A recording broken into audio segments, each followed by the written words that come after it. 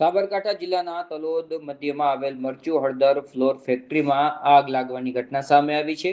અચાનક શોર્ટ સર્કિટના કારણે આગ લાગી હોવાનું પ્રાથમિક તારણ જાણવા મળી રહ્યું છે. આગ લાગતા જાણ આજુબાજુના રહીશોને થતા ઘટના સ્થળે લોકોના ટોળે ઉમટી પડ્યા હતા. આગ લાગતા જાણ થતા અફરાતફરીનો માહોલ સર્જાયો હતો.